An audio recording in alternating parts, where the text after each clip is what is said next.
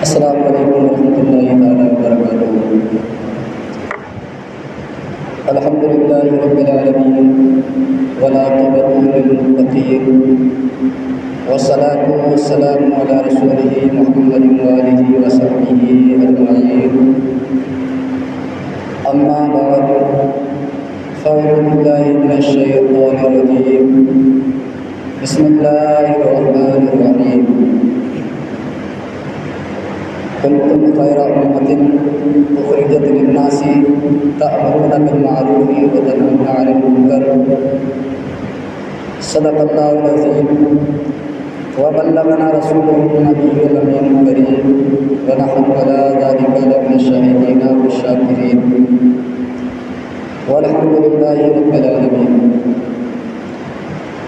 محترم سامعین کرام، آئیے سب سے پہلے حضور نبی کریم علیہ الصلاۃ والتسلیم کی بارگاہ میں درود پاک کا نذرانہ عقیدت پیش کرے بڑے باواز بلند، اللہم محمد صلی اللہ علیہ وسلم محمد محمد صلی اللہ علیہ وسلم صلی اللہ تعالیٰ علیہ وسلم۔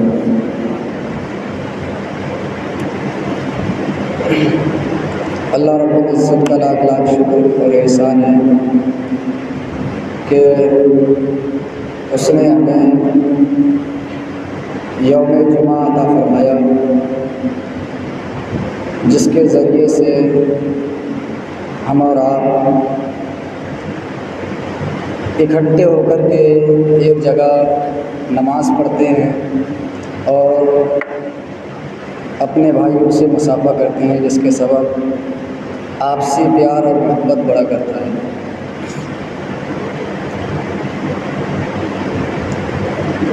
بندے کے اوپر اللہ رب العزت کے بے شمار احسانات ہیں، بے شمار اس کی نعمتیں ہیں۔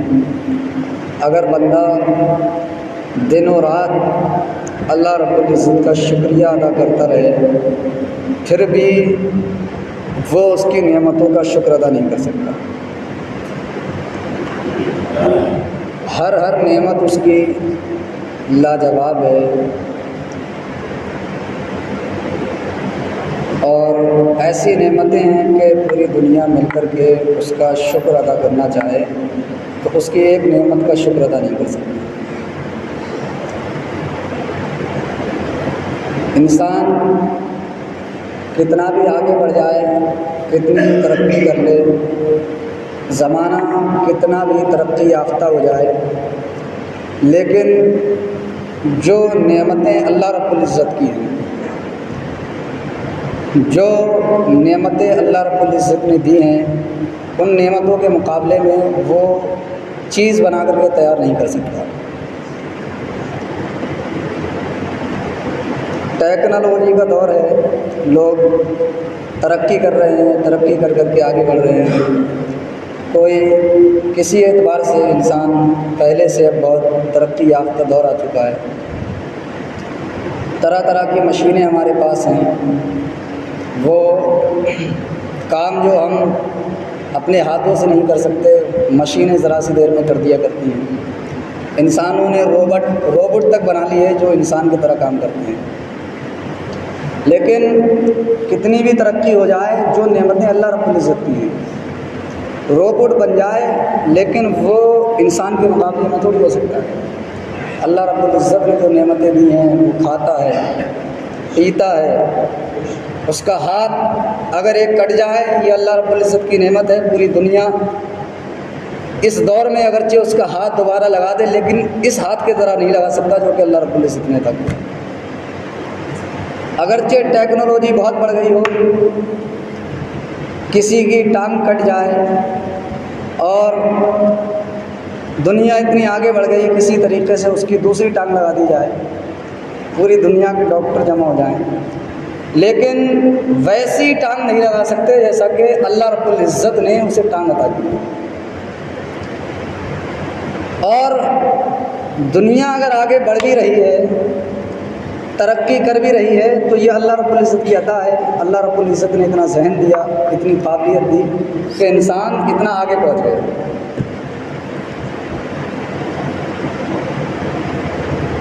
ہر کام کا کوئی نہ کوئی مقصد ہوا کرتا ہے۔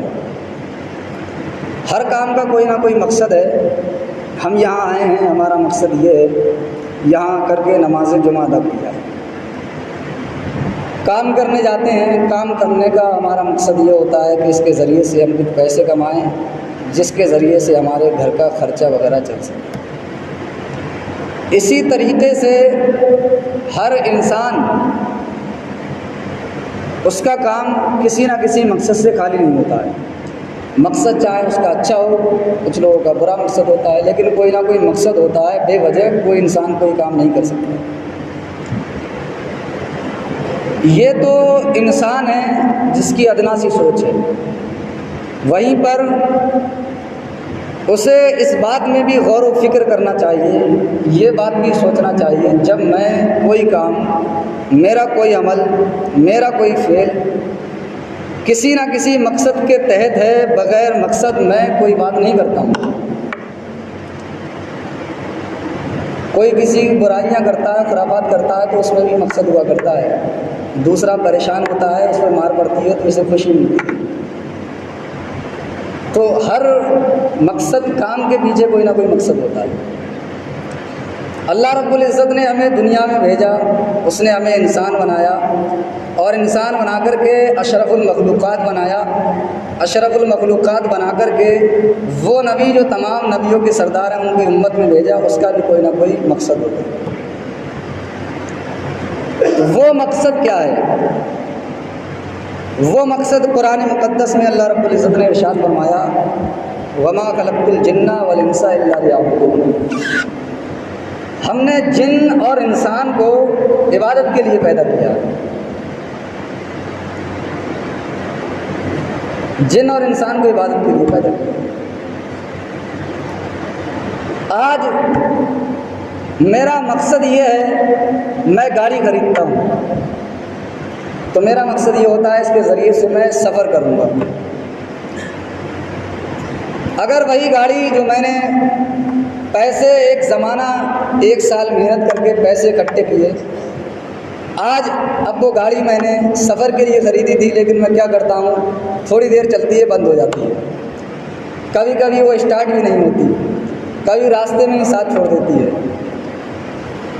تو عقل مند انسان کیا کرے گا؟ اس کا جب وہ اس کے کام میں ہی نہیں آ رہی ہے تو کباڑے میں جا کر کے تلوا دے گا یا بیچ دے گا. مسجد میں اے سی لگوائی گئی ہے اس لیے تاکہ اس کے ذریعے سے ٹھنڈک حاصل ہو، اور یہی اے سی ٹھنڈک نہ دینے کے بجائے اپنا کام چھوڑ دے یا پھر الٹا بلکہ گرمی پھینکنے لگے. تو اس کا علاج یہ ہوگا سنبھلوائی جائے. لیکن کوششوں کے بعد بھی بار بار مکینکوں سے اسے سنبھلوایا گیا، اس کا علاج کروایا گیا، لیکن یہ ٹھنڈ کی بجائے گرمی میں اور گرمی پھینک رہی ہے. کیا کیا جائے؟ اٹھا کر کے بیچ دیا جائے گا یا کباڑے میں پھینک دیا جائے گا؟ یہی تو ہے، غلط تو نہیں کہہ رہا ہوں. میں نے موبائل خریدا ہے بات کرنے کے لیے، دیگر کام کے لیے. اب یہ موبائل میرے کسی کام میں ہی نہیں آتا ہے، بلکہ اور میری خرابیاں اس سے پیدا ہو رہی ہیں، بلکہ کام کے لیے خریدا تھا اور یہ کام بگاڑ رہا ہے. تو عقل مند انسان کیا کرے گا؟ اسے بیچ دے گا. اسی طریقے سے ہر کام کا نظام ہے. بھینس خریدی تھی دودھ پینے کے لیے، اب وہ دودھ نہیں دے رہی ہے بلکہ اور گھر والوں کو پریشان کر رہی ہے، مار رہی ہے. تو عقل مند انسان کیا کرے گا؟ اسے بیچ دے گا. تو ہر انسان کا ہر کام کے پیچھے کوئی مقصد ہے. جب وہ چیز اس مقصد سے خالی ہو جائے تو انسان اس چیز سے اپنا ہاتھ چھڑا لیتا ہے اور اسے اس کے حال پر چھوڑ دیتا ہے. تو ہمیں بھی اپنی زندگی میں ہمیں بھی ان نعمتوں کو دیکھنا چاہیے کہ جس نے ہمیں ایسے ہاتھ دیے ہیں، جس نے ہمیں ہر نعمت ایسی دی ہے، دنیا چاہے کتنی بھی ترقی کر لے، کتنی بھی ترقی کر جائے، لیکن وہ نعمت جو اللہ رب العزت نے دی ہے اس نعمت کا مقابلہ نہیں کر سکتی. چاہے وہ نیا انسان بنا کر کے تیار کر دے، لیکن جو آنکھیں نیچرل اللہ رب العزت نے عطا فرمائی ہیں یہ آنکھیں نکل والی جائیں تو ایسی آنکھیں ابھی بھی کوئی لا کر کے تیار نہیں کر سکتا. تو جب ہمارا مقصد یہ ہے، جب ہماری چیز ہمارے کام کے لائق نہیں رہتی ہے، ہمارے کام سے جو ہے وہ خالی ہو جاتی ہے، ہمارے کام میں نہیں آتی ہے، تو ہم اسے پھینک دیتے ہیں یا بیچ دیا کرتے ہیں۔ تو ہمیں بھی اپنی زندگی کے بارے میں سوچنا چاہیے، زندگی کے بارے میں غور و فکر کرنا چاہیے۔ اللہ رب العزت تو قرآن مقدس میں ارشاد فرما رہا ہے وَمَا خَلَقْتُ الْجِنَّ وَالْإِنسَ إِلَّا لِيَعْبُدُونِ، ہم نے تو جن اور انسان کو عبادت کے لیے پیدا کیا ہے، جن اور انسان کو عبادت کے لیے پیدا کیا ہے۔ اب ہم کیا کر رہے ہیں؟ ارے ہمارے تو کام میں اگر چیز نہیں آ رہی تھی ہم تو پھینک دے رہے تھے۔ ہم نے کبھی اس بات میں غور و فکر کیا ہے؟ ہم نے اس بات میں سوچا ہے جس کام کے لیے ہم آئے ہیں ہم اس کام کو کر رہے ہیں کہ نہیں؟ تو ہمارا کیا انجام ہوگا؟ ہمارا کیا انجام ہوگا؟ صاف طور پر قرآن مقدس میں ارشاد فرما دیا گیا تمہیں جو ہے عبادت کے لیے پیدا کیا گیا، اور ایسے عبادت کے لیے پیدا کیا گیا اس پر ہر قدم کے بدلے تمہیں نیکیاں عطا فرمائی گئی، تمہیں اشرف المخلوقات بنایا گیا، امت محمدیہ میں بھیجا گیا۔ تم صرف گھر سے نماز کے ارادے سے نکل آؤ، ابھی تم مسجد پہنچے بھی نہیں ہو، راستے میں تمہارا قدموں کا چلنا، آگے بڑھنا، گھر سے نکلنا، یہ بھی تمہارا عبادت میں لکھا جائے۔ تمہیں امت محمدیہ میں بھیجا گیا ہے، حضور نبی کریم علیہ الصلوۃ والتسلیم کی امت میں بھیجا گیا ہے۔ تمہاری فضیلت یہ بیان فرمائی گئی کہ تم صرف نیکی کا ارادہ کر لو، پختہ ارادہ کر لو، اس پر بھی اللہ رب العزت تمہیں ثواب عطا فرماتا ہے۔ گناہ کا ارادہ نہ کیا جائے، گناہ کیا نہ جائے، صرف ارادہ کیا جائے تو اس پر گناہ نہیں ملتا ہے، لیکن نیکی کرے بھی نہ انسان لیکن صرف ارادہ کر لے، پکی نیت کر لے تو اس پر اللہ رب العزت ثواب عطا فرماتا ہے۔ تو ہمیں یہ دیکھنا چاہیے، ہمیں یہ سوچنا چاہیے کہ اللہ رب العزت نے ہمیں اشرف المخلوقات بنایا، اشرف المخلوقات بنایا، تمام چیزوں سے بڑھ کر کے۔ ایک شیر بھی ہے، کہنے کو وہ شیر ہے لیکن انسان کو اللہ رب العزت نے اشرف المخلوقات بنایا ہے، اسی شیر کو اپنے عقل کی بنیاد پر انسان پنجڑے میں بند کر لیتا ہے، اس شیر کو قید خانے میں بند کر لیتا ہے۔ کہنے کو ہاتھی ہے، بہت تگڑا جانور ہے، کہنے کو اونٹ ہے، بہت بڑا جانور ہے، لیکن انسان کو سب سے اعلیٰ اللہ رب العزت نے بنایا ہے کہ وہ انسان ہاتھی کے اوپر سواری کرتا ہے، وہ اونٹ کے اوپر بیٹھ کر کے سواری کرتا ہے اور اسے اپنے پنجرے میں قید رکھتا ہے۔ تو آج ہم نے کیا کیا ہے؟ ہمیں جس مقصد کے تحت بھیجا گیا ہے کیا ہم اس مقصد کو، کیا ہم وہ کام کر رہے ہیں کہ نہیں؟ ہمیں اس بات کو دیکھنا چاہیے، اس بات میں غور و فکر کرنا چاہیے۔ آج ہمارے حالات اتنے برے ہیں کہ نمازوں کے وقت ہم لوگ، میں نے دیکھا ہے بارہا نماز کے بعد جب میں نکل کر کے جاتا ہوں تو گلیاں بھری ہوئی ملتی ہیں، گلیاں بھری ہوئی ملتی ہیں۔ ایک وقت کی نماز چھوڑنا، جان بوجھ کر کے چھوڑنا، 80,000 سال اسے جہنم کی آگ میں جلایا جائے۔ اور یہ صرف یہ نہیں کہ ممبر پر کھڑے ہو کر کے میں نے اپنی زبان سے کہہ دیا، عالم دین کی باتیں یا ائمہ کی باتیں اس لیے نہیں مانی جاتی ہیں کہ یہ امام ہیں یا انہوں نے کچھ کر لیا ہے، بلکہ اس لیے مانی جاتی ہیں کہ زبان ان کی ہے لیکن یہ کلام رسول خدا کا ہے، زبان ان کی ہے لیکن کلام اللہ رب العزت کا ہے، زبان ان کی ہے لیکن کلام نبی کریم علیہ الصلوۃ والتسلیم کا ہے۔ تو ہمیں آج یہ دیکھنے کی ضرورت ہے ہم اتنے پیچھے کیسے رہ گئے۔ ہمارے نوجوان، ہم دیکھتے ہیں جاتے ہیں تو گلیوں میں بھیڑ لگی رہتی ہے، بھیڑ لگی رہتی ہے، اور باتوں پہ باتیں، صاحب وہاں پنچایتیں لگی رہتی ہیں۔ یہ تو کہیں ذکر نہیں آیا بلکہ یہ ذکر آیا ہے کہ عشاء کی نماز کے بعد جلد ہی سو جانا چاہیے، کام ہے تو کام کیا جائے، ورنہ یہ تاکید ہے کہ عشاء کی نماز کے بعد جلد سو جائے۔ آج ہم نے دیکھا ہے کہ عشاء کی نماز کی فرصت لوگوں کو نہیں ملتی ہے، چوراہوں پر بیٹھ کر کے خرافاتیں کرتے ہیں، شریعت کے معاملات میں مداخلت کرتے ہیں، شریعت کے معاملات میں مداخلت کرتے ہیں۔ آج تک میں نے اتنی تقریر کر دی، اتنی میلاد شریفوں میں نے تقریر کر دی، اتنا سمجھایا، کبھی میں نے یہ نہیں کہا ہوگا کہ بھائی ماجا جو ہے وہ اس طریقے سے لپیٹنا چاہیے، کبھی میں نے کارپینٹر سے یہ نہیں کہا کہ کیل اس طریقے سے ٹھوکنا چاہیے، کبھی میں نے ویلڈنگ والے سے یہ نہیں کہا ٹانکا ایسے لگانا چاہیے، کہا ہے سلطان بھائی، کیونکہ میں جانتا نہیں ہوں ویلڈنگ کا کام کیا ہے، میں جانتا نہیں ہوں مانے کا کام کیسے ہوتا ہے، میں نہیں جانتا ہوں کہ سلائی کیسے ہوتی ہے۔ تو وہ لوگ کتنے بڑے بیوقوف ہیں، کتنے بڑے جاہل ہیں، کتنے بڑے گھامڑ ہیں، جنہیں اپنی نمازیں یاد نہیں ہیں، اپنے مسائل یاد نہیں ہیں، وہ شریعت کے معاملات میں مداخلت کرتے ہیں، شریعت کے معاملات میں دخل اندازی کرتے ہیں۔ ایک ذہن اللہ رب العزت نے دیا ہے، کوئی نہیں کہہ سکتا میں نے کہا ہو بھائی چنائی جو ہے وہ اینٹیں اس طریقے سے لگانا چاہیے، یا کسی مولوی نے کہا ہو، کیونکہ ہمیں آتا ہی نہیں، مطلب ہی نہیں ہے ان کاموں سے۔ ایک سوچنے والی بات ہے، لوگ جو ہے نماز روزے سے دور، اور انہیں نماز کی بات بتائی جائے تو اس میں کمیاں نکالتے ہیں، اس میں خرابیاں نکالتے ہیں۔ ہمیں نماز کا دھیان دینا چاہیے۔ اگر انسان نماز نہیں پڑھتا ہے تو فرمایا گیا بے نمازی کی نظر بھی اگر گھر میں پڑ جائے تو اس سے برکتیں اٹھ جاتی ہیں۔ حضرت شیخ سعدی علیہ الرحمہ ایک بزرگ ہیں، وہ فرماتے ہیں کہ بے نمازی جو ہے اسے قرضہ نہیں دینا چاہیے، اسے قرضہ مت دو، کیونکہ نماز فرض ہے اور یہ اللہ رب العزت کا قرض ہے۔ جو شخص اللہ رب العزت کا قرض ادا نہیں کر سکتا تو اس سے بندوں کی بھی کوئی امید نہیں لگائی جا سکتی۔ یہ ایک بزرگ کا قول ہے۔ قرآن مقدس میں ارشاد فرمایا گیا وہ لوگ جو نماز پڑھتے ہیں لیکن نماز وقت نکال کر کے پڑھا کرتے ہیں، ان کے مقررہ اوقات میں نماز کو نہیں پڑھا کرتے ہیں، مقررہ اوقات میں نماز کو نہیں پڑھتے ہیں، تو ان کے لیے فرمایا گیا ویل للمصلین، ان نمازیوں کے لیے ویل ہے، جہنم کی ایک وادی ہے، جہنم کی ایک وادی ہے جس سے جہنم بھی پناہ مانگتا ہے، جہنم بھی پناہ مانگتا ہے، وہ نمازیوں کے لیے ہے جو نماز تو پڑھتے ہیں لیکن وقت پر نہیں پڑھتے، نماز کی اہمیت کو نہیں سمجھتے ہیں، وقت نکال کر کے نماز پڑھا کرتے ہیں۔ جب قیامت کے دن نفسی نفسی کا عالم ہوگا تو وہ شخص جو دنیا میں اپنے آپ کو عقل مند سمجھا کرتا تھا، جو نماز پڑھتے تھے ان کے اندر کمیاں نکالتا تھا، کیسے بے وقوف ہیں، کہتے ہیں نماز کا وقت نہیں ملتا، ہم جاتے ہیں گلیوں سے نکل کر کے تو وہاں پنچایت لگی ہوتی ہے، شرم آنا چاہیے، نماز کا وقت نہیں ملتا ہے، نکل کر کے گزر ہو جائے تو وہاں پنچایت لگی ہے، صاحب پورا معاملہ بنا ہوا ہے، بڑا غلط بات ہے یہ۔ تو نماز ہمیں قائم کرنا چاہیے۔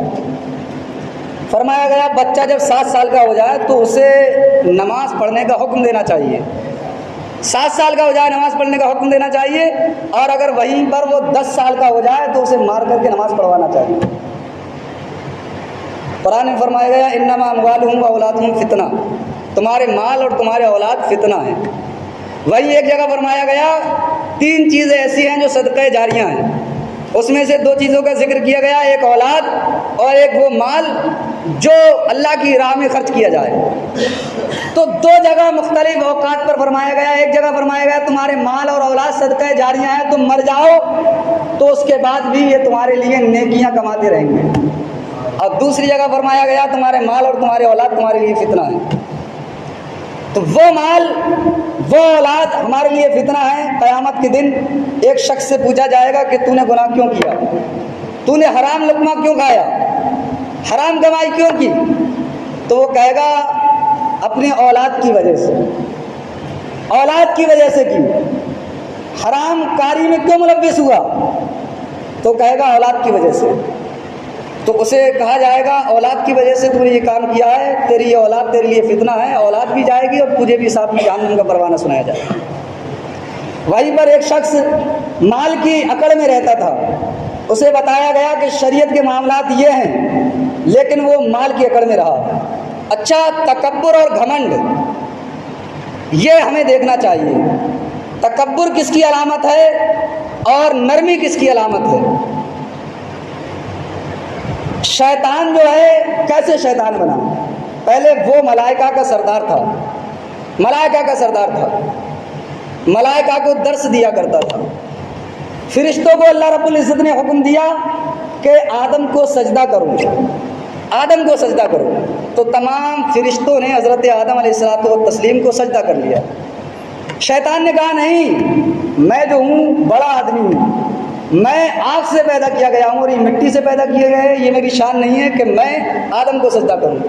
تو وہ پہلے ملائکہ کا سردار تھا، اب اللہ رب العزت نے اسے ملعون قرار دے دیا، قیامت تک کے لیے وہ جہنم میں جلے گا اور اس کے لیے کوئی اس کے لیے آسانی نہیں ہے قیامت تک، اور قیامت کے بعد بھی وہ جہنم کے عذاب میں جلتا رہے گا۔ نرمی کس کا معاملہ ہے؟ نرمی کس نے دکھائی ہے؟ نرمی کا معاملہ دیکھو، نرمی دیکھو کہ حضرت ابراہیم علیہ السلام پہلے کہا گیا اے ابراہیم 80 سال کی عمر میں تمہیں بیٹا دیا گیا ہے۔ نرمی دیکھو حضرت ابراہیم علیہ السلام، تم اپنے بیٹے کو ایک ایسے سنسان جنگل میں چھوڑاؤ، نہ جہاں کوئی پانی ہے، نہ کوئی کھانے کی شے ہے، نہ ہی کوئی جو ہے آبادی ہے جو تمہاری مدد کر سکے۔ تو حضرت ابراہیم علیہ السلام نے اپنی بیوی اور اپنی اولاد کو ایک ایسے جنگل میں چھوڑ کر کے گھر واپس آ گئے۔ پھر دوبارہ کہا گیا، اس سے پہلے کہا گیا تمہیں آگ میں کودنا ہے، آگ میں کودنا ہے۔ تو حضرت ابراہیم علیہ السلام بے چینو چرا آگ میں کود گئے۔ پھر کہا گیا تمہیں اپنے ہاتھوں سے اپنے بیٹے کو ذبح کرنا ہے، اس پر بھی حضرت ابراہیم علیہ السلام راضی ہو گئے۔ نرمی دیکھو، آج اگر ہم نماز پڑھنے کے لیے کہتے ہیں، ہم کہتے ہیں یہ شریعت کے معاملات ہیں، تمہیں ان سے بچنا چاہیے، تمہیں غلط کام، گانے بجانا، دیگر رسم و رواج سے دور رہنا چاہیے، تو وہ اکڑ دکھاتا ہے۔ اکڑ دکھانا کس کا کام ہے؟ کس کا کام ہے؟ بولو۔ اور نرمی دکھانا کس کا کام ہے؟ تو نبی کو مانو گے یا شیطان کو فالو کرو گے؟ نبی کو مانو گے یا شیطان کو فالو کرو گے؟ شیطان کہہ رہا ہے میں ہوں، میری ٹکر کون لے گا؟ دنیا میں سینکڑوں پروگرام ہو رہے ہیں، نعت شریف کی محفلیں لگ رہی ہیں، محافلیں سج رہی ہیں، وہاں پر آتے ہیں علماء کرام، آتے ہیں جنتیں دلا کر کے چلے جاتے ہیں، ایک بار سبحان اللہ کہہ دیا جنت۔ امام سے لوگوں کو اس لیے چڑ ہوتی ہے کہ یہ ہر وقت ہماری جھنڈ کرتے رہتا ہے، برائیاں کرتا رہتا ہے۔ تو میں نے جو پڑھی تھی آیت کریمہ کنتم خیر امۃ اخرجت للناس تأمرون بالمعروف وتنہون عن المنکر، تم بہترین امت ہو، بہترین امت ہو۔ اور پھر فرمایا بہترین ہونے کی وجہ یہ ہے کہ تم لوگوں کو بھلائی کا حکم دیتے ہو اور برائی سے روکتے ہو۔ تو جو بھلائی سے حکم دینا، برائی سے رک جائے، برائی سے منع کرنے لگے، تو بہترین امت کہاں ہوئی؟ قرآن تو کہہ رہا ہے بہترین اس لیے ہو کہ تم برائی سے روک رہے ہو اور بھلائی کا حکم دے رہے ہو۔ کل جب قیامت کے دن نامہ اعمال ہاتھ میں دیا جائے گا، تو جس کے نامہ اعمال برا ہوگا، اب لوگ گھڑی کی طرف دیکھ رہے ہوں گے، لیکن میں تقریر کروں گا۔ جب میں یہاں آتا ہوں تو 2-4 لوگ مجھے بیٹھے ہوئے ملتے ہیں، پہلے کیوں نہیں آتے؟ پہلے کیوں نہیں آتے؟ جمعے کا یہ میں نے کہا ایک اصل مقصد ہے بھائی، اس کے ذریعے سے کوئی پیغام پہنچایا جائے۔ 4 لوگ بیٹھے ہوئے ملتے ہیں، اب تم گھڑی دیکھو تو دیکھو، میں تقریر کروں گا۔ نامہ اعمال جو ہے غلط انسان کو بائیں ہاتھ میں دیا جائے گا، اور بائیں ہاتھ میں بھی اس طریقے سے دیا جائے گا کہ اس کا بائیں ہاتھ سینے کے پیچھے سے، پیٹھ کے پیچھے سے سینے کے باہر نکال دیا جائے گا، سینے کے باہر نکال دیا جائے گا۔ اور وہ نامہ اعمال دیکھے گا تو دیکھے گا، کہنے لگے گا حیرت کے ساتھ، ارے یہ کیسا نامہ اعمال ہے؟ اس میں تو وہ برائیاں بھی لکھی ہوئی ہیں جو میں نے تمام لوگوں سے چھپ کر کے کی تھی، اس میں وہ برائیاں بھی ہیں، لوگوں کے سامنے میں اچھا بنتا تھا، لیکن اکیلے میں جو برائیاں کرتا ہے، ایک بات اس میں نہیں چھوڑی گئی۔ اس دن وہ کہے گا ہائے افسوس۔ قرآن نے وہ منظر بیان فرمایا، رب ارجعون لعلی اعمل صالحا، بندہ کہے گا مولا مجھے واپس بھیج دے، شاید اب میں اچھے اعمال کر لوں گا، اب مجھے واپس بھیج دے، میں اچھے اعمال کر لوں گا۔ قرآن نے فرمایا کلا، ہرگز نہیں، ہرگز نہیں، الم یاتیکم نذیر، قرآن نے فرما دیا کیا تمہیں ڈرانے والے نہیں بھیجے گئے تھے؟ کیا قرآن تمہارے پاس نہیں پہنچا تھا؟ انبیاء نے تمہیں ہدایت نہیں دی تھی؟ علماء نے نہیں بتایا تھا؟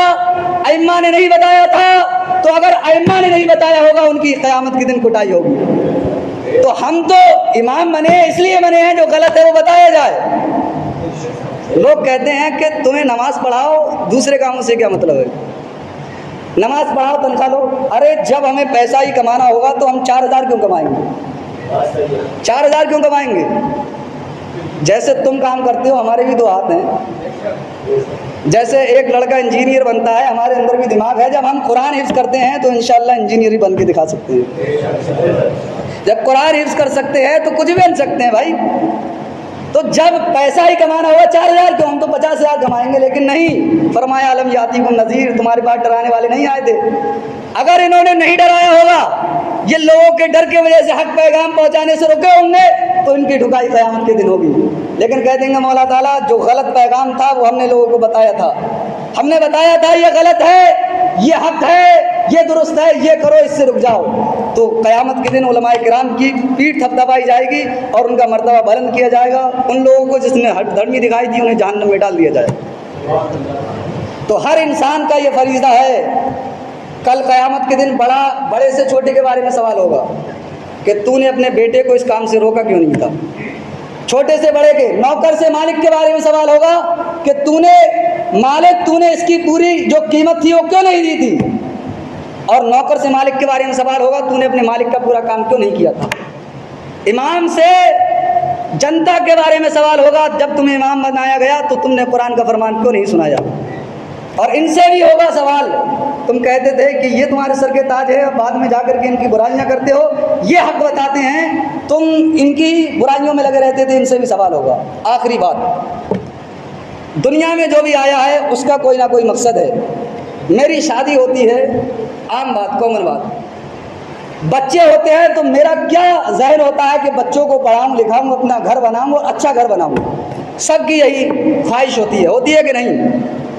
लेकिन इस बात को तुम दिल की गहराइयों से सोचो, एक इमाम मस्जिद का जो होता है उसने कभी ये नहीं कहा है मुझे घर बनाना है तुम मुझे चंदा दो, कि घर बनाना है मुझे ये, अगर कहता भी है तो मस्जिद के काम के लिए कहता है।